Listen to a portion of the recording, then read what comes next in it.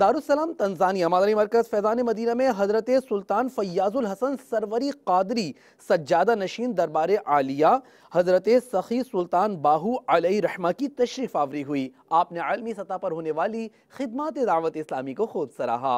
اس وقت ہم دارالسلامی کے مرکز سرزمین تنزانیہ پر دارالسلام میں فیضان مدینہ مرکز میں اس وقت حاضر ہیں اور یہاں مخلصین ملت اسلامیہ اور دعوت اسلامی کے ذمہ داران موجود ہیں اور یہاں نماز مغرب ادا کرنے کا موقع ملا۔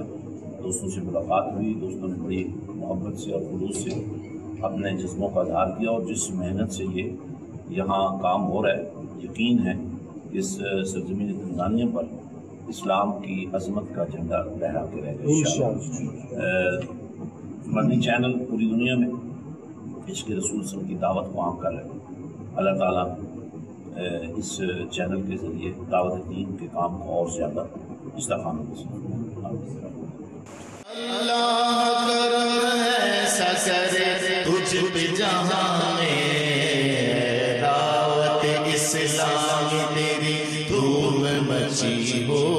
آج مدنی کابینہ دارالسلام میں مدنی حلقے کا سلسلہ ہوا تاجر اسلامی بھائیوں کے درمیان میں۔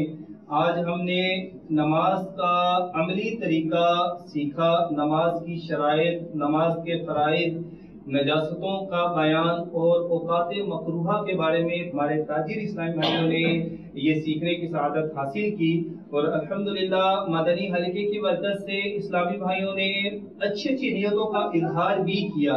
نماز کے احکام کتاب جو انتہائی اہم کتاب ہے، ہر اسلامی بھائی کو اس کو پڑھنا چاہیے۔ ان اسلامی بھائیوں نے نیت کی ہے کہ انشاءاللہ ہم نماز کے احکام اردو میں، انگلش میں اور اس کا جو فیضان رمضان کے بارے میں فرماتے ہیں کہ رمضان آنے سے پہلے ایک بار فیضان رمضان کو پڑھ لیں۔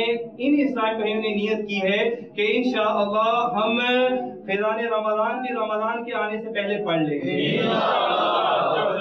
اور مزید اسلامی بھائیوں نے نیتیں کی ہیں، امامے کا تاج بھی سجائیں گے اور دعوت اسلامی کے ہفتہ وار اجتماع میں پابندی کے ساتھ شرکت کریں گے۔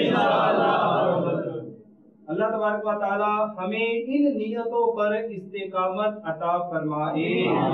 غیبت کے خلاف جنگ انشاءاللہ عز و جل۔ ہمارا مدنی مقصد کیا ہے؟